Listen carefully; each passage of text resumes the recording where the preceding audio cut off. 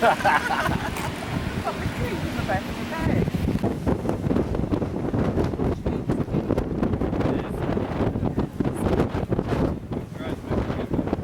Oh, you got the movie on. I got ya. Colours are just starting to go.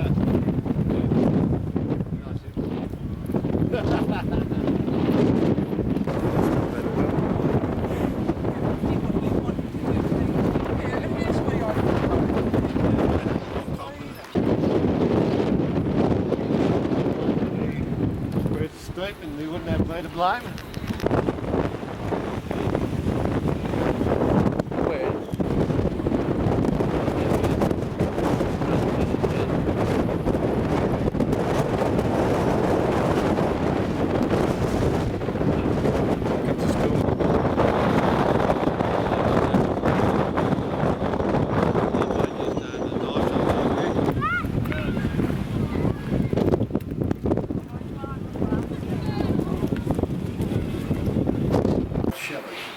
Is she pregnant again, is she? Is that her?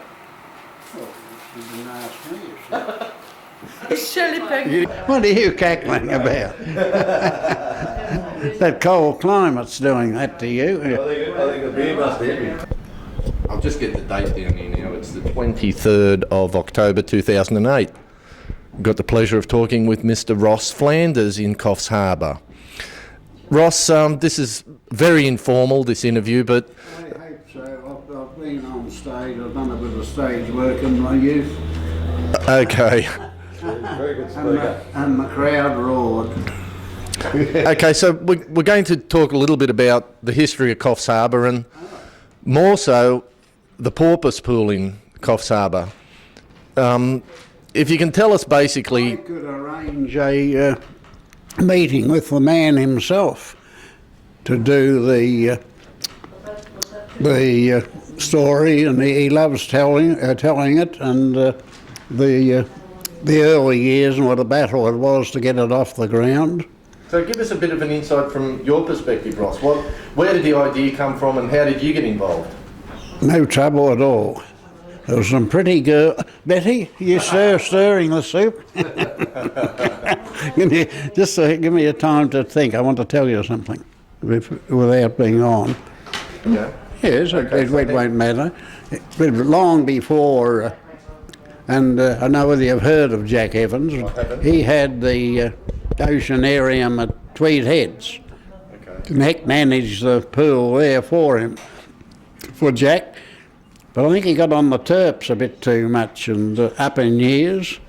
But he's a big financier. He's still going, I think, Jack.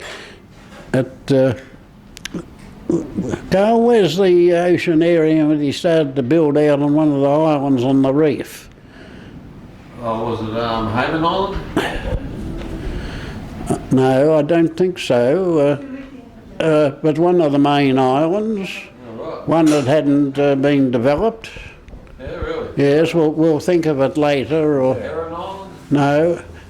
Anyway, somewhere up in Queensland. Yeah, on the Great Barrier Reef. Okay. Just hold it on. Yeah, just... And he had to develop the harbour for a start up there. That's after he finished at Tweed Heads. Yeah. And Hector always wanted to have his own. So it was his passion. Heck was the guy Yes. that had... Yes, because he managed Jack Evans's pool at Tweed Heads. So I suppose the question is, when did you meet Heck? Oh, I knew him before he arrived. Is that... Yeah. Before he was born.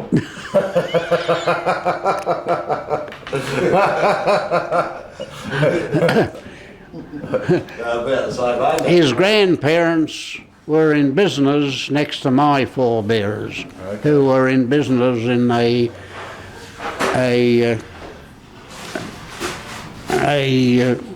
what do you call it? A shop with groceries, ironmongery, and General store. a general store, exactly. Okay. Next to Goodall and Sons. That was here in Coffs? No, Mortlake, Victoria. Oh, in Victoria. Yes, So it's getting worse, you Plot see. thickens. We're not even near Coffs Harbour. And you know, I was hunting for a young lady, but that didn't happen just yet. Okay. I ended up 4 miles from where I started from and travelled around the world almost in the Navy. In the Navy? Yes, during the war years. Okay. Who won? Who won? Ivan Lendl. Jenny, get that grin off your face. It wasn't altogether a joke. We haven't even got out of Victoria. No, well, that's okay. So, we're in Victoria. Yes. And in which years was the friendship between you and Heck? Like, this is before the war. The first time I met Hector was at Phillip Island. That's where his dad worked. He developed the power for the island, where Phillip Island is? Yes. His dad was, they never had the power from the state grid, Victorian grid in those days. He developed the power, read the meters, sent the accounts and did the new installations and extensions, did the whole show, and he's very, very proud and had reason to be so of his generating room. Mm-hmm. And well, let's get up into the war coming along, and then you were in the Navy. So yes. Did you see Heck through them war yes, years? yes. Saw his dad, unfortunately. He did prototype diving too, Heck. Remember he brought the Bill Hatton. Oh, yeah. The first submarine to be built in Australia. But he near drowned himself. They're all running along the beach to see how he was going. Went to the rubbish tip and found enough to gear to build a submarine. That's no mean feat, is it? I didn't hear that one. I only heard about his diving with the compressor and the air valves and the hat which he had. I didn't hear about a submarine. So when we think about it, it's the connection with water, really, isn't it? Because your experience with the Navy, Carl's just sort of touched on Heck and his diving, and now Coffs Harbour, water and water life, marine life. Yes, exactly. Now, when I was in training for the Navy, the naval depot, the only one in Australia, was at Stony Point, down the Mornington Peninsula of Victoria. And I was there with 3,000 other would-be sailors. They had the cheek to tell me actually that I had a weak stomach. I said, I don't know, I'm throwing it as far as the rest of them. And what are you giggling at? It's no bloody fun. I'm trying to hide from everyone. All us new ones, a whole lot of it. One fella I saw out flew his head out the porthole in another washroom. He opened the porthole and put his head out and was violently ill and lost his teeth before we were out Sydney Heads. Oh, God. No, he was a company on the whole cruise, was he? Did they get him another set? So did you see any dolphins when you were in the Navy, like lots. The marine life? On a training ship especially, we saw lots through the Barrier Reef and Torres Strait. It was a training ship, mainly for ASDEC, submarine, anti-submarine detection gear. And they had a lot of young sailors on doing that course, because that ship was fitted with... That's the one you're surveying on, was it? Yes. Yeah, doing the surveying yes, of the mines? Had, yes, to lay mines. Not a gang were us new sailors. They had school teachers on board. We used to have school every day, or us new fellas just out of the depot. I'd hardly ever seen salt water. What was the feeling like when you knew the Japanese were getting close? Well, lots of things happened before then. We were on loan to the, better not jump ship. Yeah, jump ship. We're on the Heck now, aren't we? Yeah, on the Heck. Okay. And all lads that wanted to join the Navy were sent to Flanders Naval Depot. Mm-hmm. And there were 3,000 of us there at the time I was there, because the war started 3939. Was Heck on one of the boats? No, but some buggers from new entries, like I was, came to me one night. You're a Victorian. someone told us, yes, how do we get to Stony Point? We're thinking we'd like to go this weekend. Oh, there's not much trouble to go, but we're duty. Well, he says, we're going to take a punt. that the duty will do our jobs and we'll go down. Can you find out some more about it? And no trouble at all. Give me this evening, and we're under training, a disciplinary training course for a start. Everything you did, you had to run. All right. Yes. How cruel they were. 6 weeks, that's all it lasted, without leave. Yes. That's to make you... Disciplined.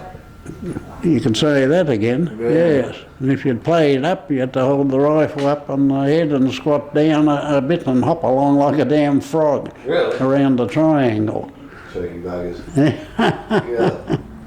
I want to try it sometime with the whole 303s. You'd get up at 4 o'clock in the morning, they'd call you and you'd have to fall in. Being such a good guy and very religious, I never copped any punishment, but if we'd got caught sneaking off to Stony Point, which was about 3 miles through the bush. Did you get nabbed?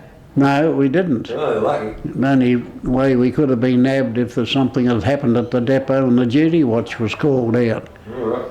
Yes. And there were 3 of them, I think, 3 lads from the West Australia. I know. We went over in uniform, and I got all the info. There was no trouble. I knew Hector's dad was there. We got over, the ferry leaves Stony Point about 10 of the morning and calls at French Island, which was you might... It wasn't in Sydney, I don't think. Rolling now. Rolling now. Okay, so Ross, just as fate had it, your good friend Heck has arrived. So Heck now is here with us. Carl will be back in a sec. He's doing the right thing because he's going to offer Heck a beer. But Bloody in the wars again. yeah, Very silly. okay, so I think I'm too young. we talked about the the Victorian experience growing up. We can actually question Heck a little bit now about the lead up. So Ross, let's pass over to Heck now. Where were we? We were in Taking the sails to Phillip Island on the ferry that...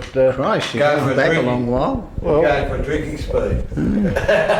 So what happened there, Heck? Give us your account of sneaking away while the duty watch was waiting to catch he someone. wasn't in the Navy with me. Okay. I was only a young fella then. You caught him out, did you?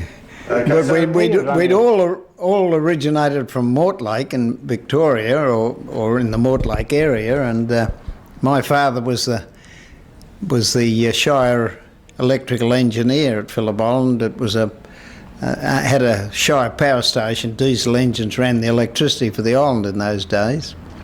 so where did your passion for electricity come from? Well, I suppose I ended up working in the power station with the old man. I suppose that's where I got my sparks.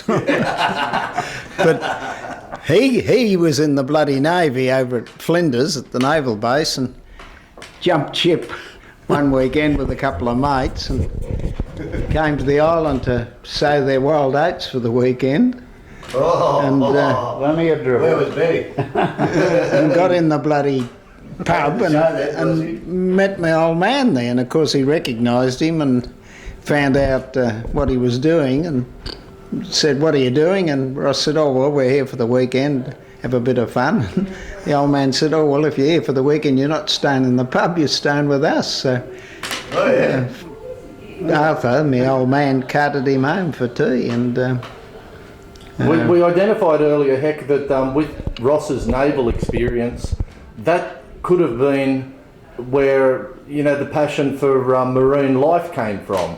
If that's true with Ross, Probably is, because he's often said how, you know, he was looking forward to getting to sea to find these mermaids that the sailors told him were so beautiful, and all he found was dugongs, and he reckoned they were ugly bastards. So where do you think your passion for marine life came Oh, from? on the island, it was a great place for a kid to grow up. The bloody sea was full of dolphins and whales and bloody sharks and fish and turtles and turtles and every other bloody thing, and the island itself was full of koala bears and bloody wallabies and wombats. And tell us a little bit about the story about submarines. You wanted to do a little bit of adventuring under the water.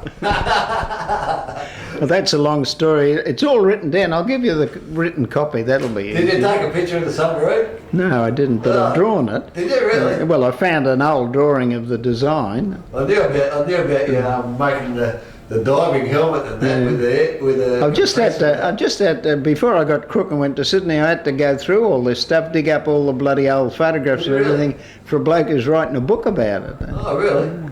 Okay, so let's go a little bit further now with you know, the friendship here in Coffs Harbour, because when did that start, Ross? I'll hand over to you. When did you decide to set up camp in Coffs Harbour? I met Hector on, it'd be after the war you came back. Oh, you went to school in Mortlake, didn't you? When stayed with your grandparents, was your dad? Yeah. Yes, stayed with your grandparents who lived just on the diagonal from where the aunt had dragged me up. Didn't she, mate, do a good job of me? And Hector, what year would your dad have gone to the island? Oh, I was about 8 and I'm bloody 81 now, so work that out. Good.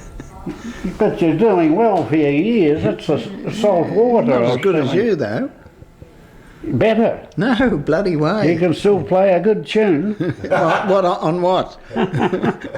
Haven't touched a drum for years. I'll have to get you the tribal nights we have, eh? Everyone gets out this. No, how Ross came to Coffs Harbour, I ended up at Tweed Heads working at Jack Evans's porpoise pool and eventually become manager, and then when things start to fall to pieces there, me and some mates decided to start our own pool and found Coffs Harbour and decided to start here and What was it like, Heck, back in them early days? well, that was back in '68. Was nothing like it is now, but I could see the potential. Actually, we were going to build at Port Macquarie. Oh, right. What happened was, while I was with Evans, and he was the only one to exhibit dolphins in Australia at the time, and it had all started by accident, but it had become the major tourist attraction on the Gold Coast. Yeah. And I joined him through artwork. He was looking for some artwork and sign writing, and I filled the bill. I happened to be up there finishing a run through the country doing artwork for Ampol, and decided to have a skin diving holiday on the Gold Coast, and through the other skin divers met Evans, and then he found out I had a bit of ability with a pencil, and so he got me to do some murals and stuff for him, and then I got interested in the dolphins, and of course I'd been mixed up in amateur theatrics a fair bit, so I fitted in well with the show and came up with some good ideas for comedy routines and bolstered the show along. So then he wanted me to join him, and so that's how I ended up with him. But after it fell to pieces, after he'd become a drunkard and his marriage broke up and the opposition started on the Gold Coast and things started to go sour, I decided there was no point bashing my head against a brick wall there, and we'd got interested with some of the marine scientists in marine research and so forth, and Jack wasn't interested in that. He reckoned it interfered with making a dollar, and we decided that if we built our own show, we could facilitate all this scientific work and animal rescue and so forth. So we decided, me and a few mates decided we'd put our shekels together and build our own show, and we started looking around. But while I was with Evans, before he started to go sour, I'd convinced him that he had a great bloody gimmick here with this dolphinarium that had started up, and we could build one in just about every capital city in the country, and make a chain of them and become millionaires. And so I talked him into it, and we decided the first one we'd build would be at Port Macquarie. So we designed one for there, and we negotiated with Crown Lands Department and got the land on the foreshore and started to build it, hired a builder and started to build it. And Evans, in one of his drunken sprees at the pub one night, met the Reichelt brothers, who'd made a lot of money out of sand mining, and they owned land up at Redcliffe, suburb of Brisbane, on the waterfront. Yep. And in the booze up, he's telling them about his Port Macquarie venture, and they said, "Oh, you're mad, you ought to build it at Brisbane. We'll go partners with you, you can build it on our land." Oh, really? So overnight he scrapped the Port Macquarie show and decided to go ahead with the Reichelt brothers in Brisbane, or at Redgate. And I hit the bloody roof when I found out about that. And anyway, eventually he fell out with the Reichelt brothers, and it never got off the ground. But he'd burnt his bridges with the Crown Lands Department in Port Macquarie by then. So we decided, me and my mates, we'd build our own show, and we thought, well, we'll carry on with the Port Macquarie one that had got started. And then travelling down there I was still living on the Tweed. I'd left Evans and gone back into signwriting for a living and mural painting in motels and cafes and Christ knows what. And while I was organising to get this oceanarium off the ground, but I was having to make trips down here to Port Macquarie every now and then for meetings with the council and the Crown Lands Department and so forth. And some nights running late, I'd camp overnight in Coffs Harbour, because in those days the Pacific Highway was a goat track, and long trip. And I only had an old bloody Holden, and used to take ages to. Was it? That would have been. Was it the old car ferry going across the Urunga River then? Yeah. Across the Clay. Yeah. Anyway. I used to camp in Coffs Harbour overnight at the PM Hotel, and camped there one night. I met bloody some of the locals, and they found out what I was about and told me I was mad to go to Port Macquarie or to build at Coffs Harbour. So the next morning they showed me all around the town, and I found that spot over there where we are now, and got all interested. And then they arranged for a meeting for me to have a talk to the council. And council were enthusiastic as hell, thought, they were all looking for ways of getting tourism going here, and so that's what happened. We ended up stuck here.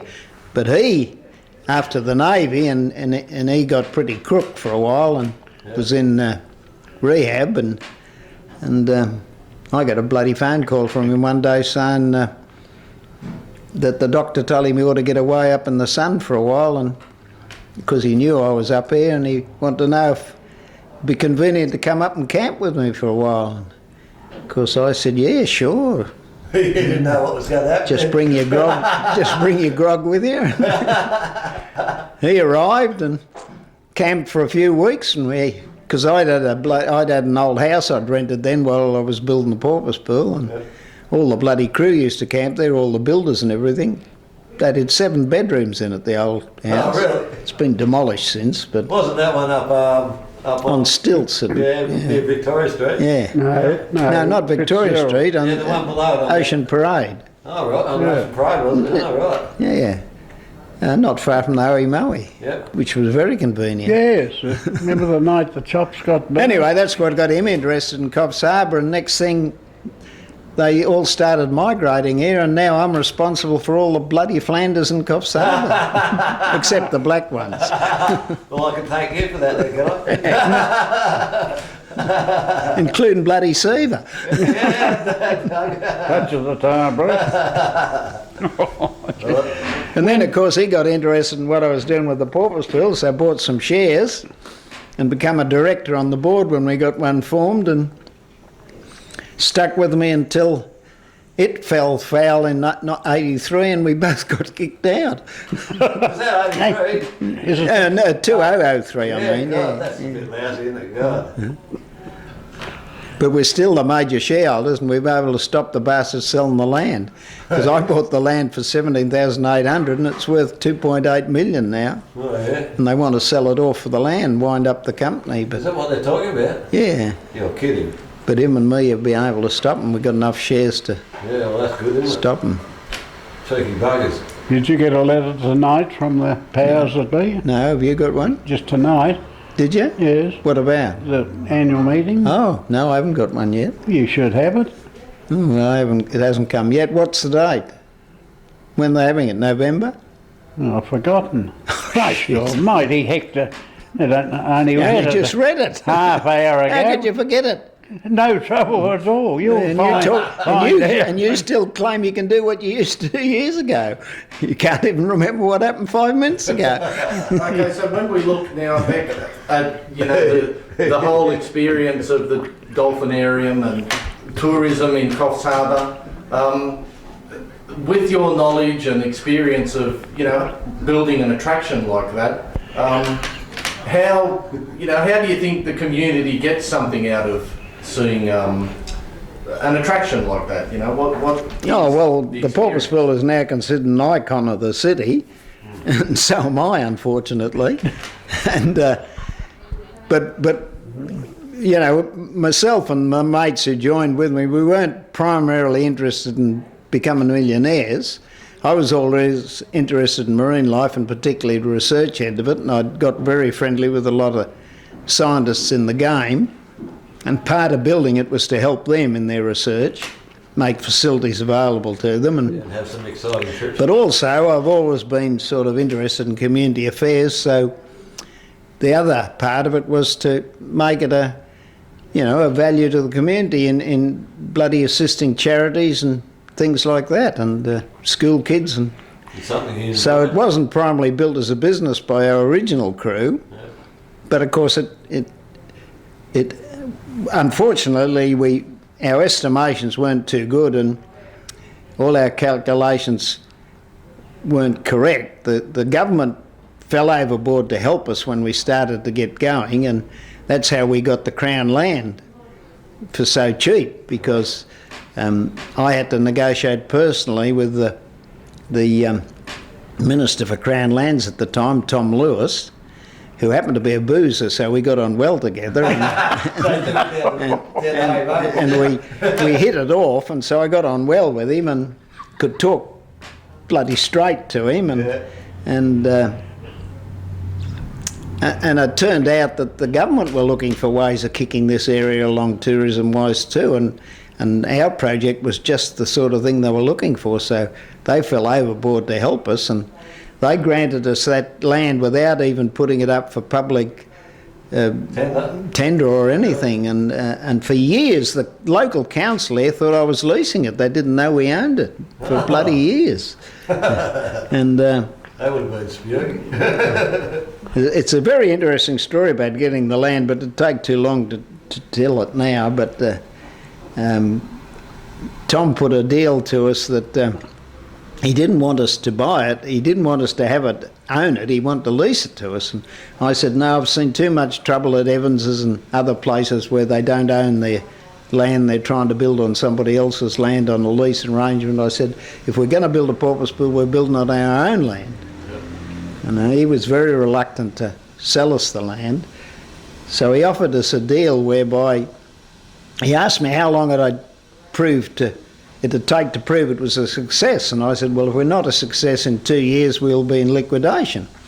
And he said, well, make it 3 years. And I said, well, what are you getting at? And he said, well, I'll lease you the land for 3 years at a peppercorn rent, all hush-hush, and won't make it public. And after 3 years, if you're a success, I'll convert it to freehold and sell it to you. Oh, really? And I said, well, that sounds all right, but there's a bit of a catch there. I said, the land at the moment is a swamp. We're going to have to build a lot of building up on it to build in the first place, but it was ideal because it was adjacent to supply of water and salt water. So I said, we build that piece of land that's worthless now into a valuable enterprise, and then we've got to pay for it when we buy it. And he said, oh no, I'll be bloody fair. He said, we'll value it now, and that's the price you'll buy it at, whether you buy it in 3 years or 20 years.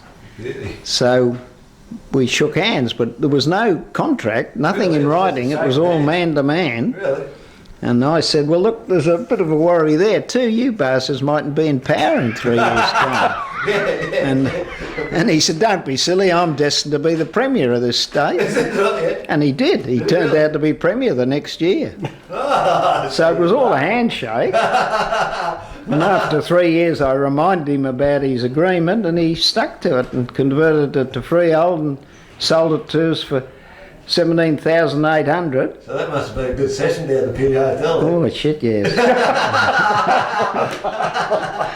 and of course it's increased in value enormously since, and the Porpoise Pool doesn't pay the dividends the land's worth. No. And so the bastards that are in control now want to flog it off for the land, but us two can stop them. Yeah, well, that's what So we're the most unpopular bastards in the Porpoise Pool now. Well, that's what you want. And yet we're the originators. We put the bloody thing there and struggle. One of the things I meant to say was that the government, in Tom Lewis's help with us, the State Tourism Department did a survey for us to give us an indication of how many customers we expect for the year.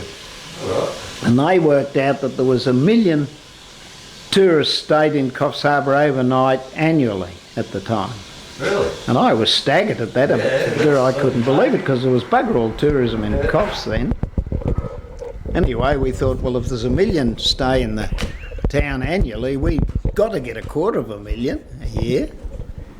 And so we went ahead and raised some money and spent it all and ended up broke and of course the money didn't come in. And it turned out that in those days it was a long trek from Sydney to the Gold Coast, and Coffs Harbour's about halfway. Yeah. So all the commercial travellers used to camp in Coffs Harbour on their way through to the Gold Coast or Brisbane from Sydney, and likewise on the way back. Yeah.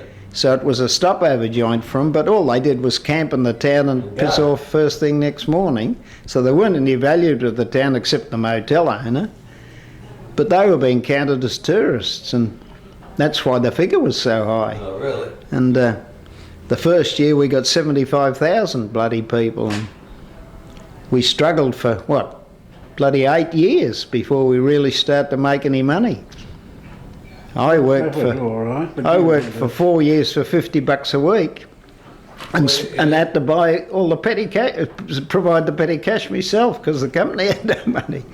Yeah, so you had to keep chipping in out your own pocket. Have you forgotten the Sherwood?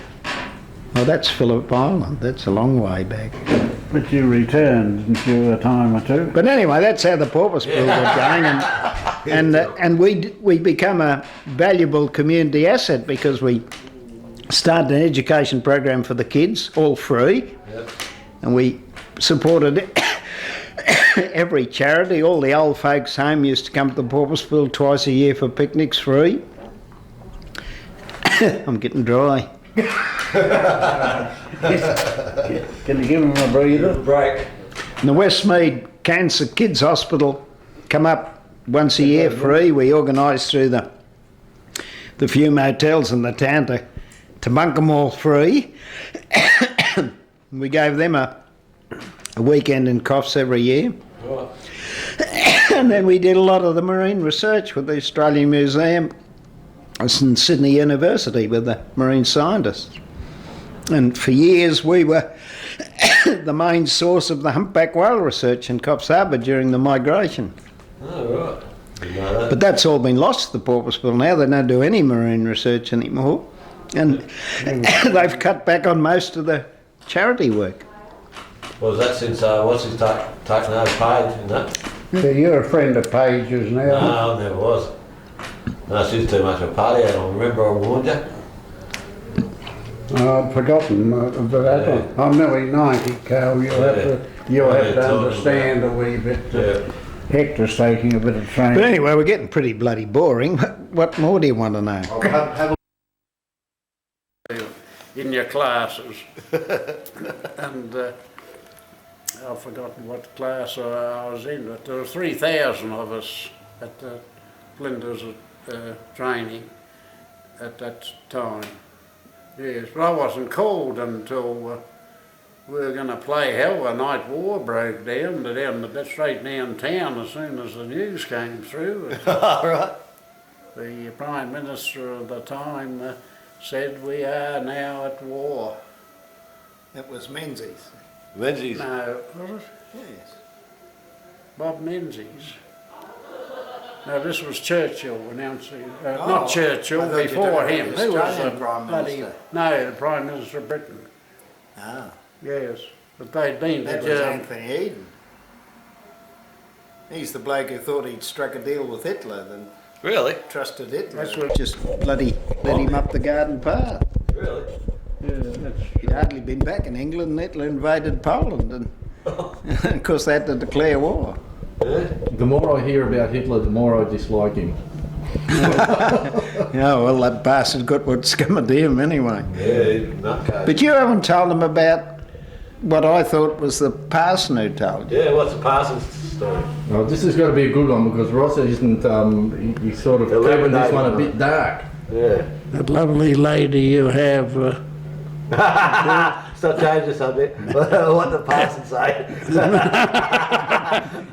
You think you're getting it cheap? He says, I want to address you this morning. After one weekend, you'd have 2 weekends after the disciplinary training course had finished. You'd get up every second weekend to Melbourne, weekend leave. Oh, really? Friday afternoon, an old train would pull into the into the depot, and half the trainees had allowed till Monday morning. Train would leave Flinders Street Station to take us back to the depot. All right. In the ground, but there was no bloody platform even. You had to climb up on the bloody axle of the bloody carriage. With Throw your kit bag up first. yeah, and there were French letters always dropping out. Makers wouldn't use them. On Monday morning came, I wonder what this was. An elderly sailor, 2.5 ringer. We called him Poop Deck Pappy. I forget what his real name was. It was very seldom used. But he was in charge of the morning parade, and you all went marched down the huge sports ground there. You've probably seen it, haven't you? Yeah, I had 2 brothers there after him. Yes. All right. Yes, did they see my hammock? I think so. It was a stained one. Map of India on it. Map of India. And Ceylon. Wasn't it a drip? Get to the bloody point of the story. At no point now, Hector.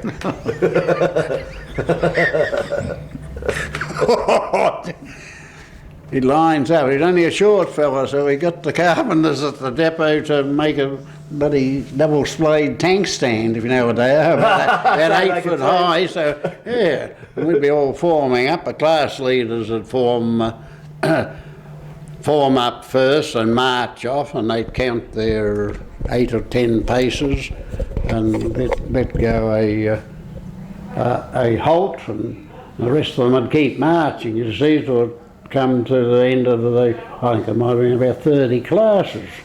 He's going to bloody say anything but the bloody point. I'm getting to it, and then they had to help the old fella up the step to get on the. Never mind how he got there, just tell him what he said. Everyone had to report to him, the instructor of your class. He had to report that his class was all returned from leave. He said, I'm not worrying about the leave. He said, this day, he said, I want to speak to you all this morning about the 2 bob touches. Can you hear, Betty? Coming into the depot grounds of a weekend. You think you're getting it cheap, but it is not cheap. It's very, very dear. Oh, the hospital's full of fellas with some fungus. Oh, thanks, Hector. It cost him a lot of money, eh? Little did he know that that the chaplain was standing by to say his prayer for us. That's how I must have got mixed up with the chaplain. No, but little did he know what the duty was. We're all living over in the old house that was on the depot grounds. That was the chaplain's quarters, and if you wanted any trouble, there was very seldom a serious illness, but there was lots of other things can happen when the mob of sale was about. They'd use these premise to entertain their girlfriends as come into the depot grounds for a weekend. Oh, really? Yeah, they're lovely to look at. Look, this gentleman here is... They're the expensive ones. You think you're getting it cheap? He says, but it's not. They used to issue all the sailors with frangers before leave, but they were bloody like rubber tyres. And every time George and Wally come home on leave, they'd bring a bloody heap of these bloody great rubber things home, and they'd give them to me. And we used to use them for balloons. We'd use them for balloons at the bloody dance parties we used to run. They were that bloody tough you could draw on them, so I used to paint things on them. Really? when we blew them up. Anyway, one day, Mum bailed Georgie up one leave and said, "Georgie, what do you know about your brother?" He said, "Oh, Wally's all right. He's getting on all right at the base." And she said, "No, I mean Hector." George said, "Why? What do you mean?" She said, "Well, you know, what do you know anything about him and women?" George said, "Christ, no, he doesn't tell me anything about his private business, but why?"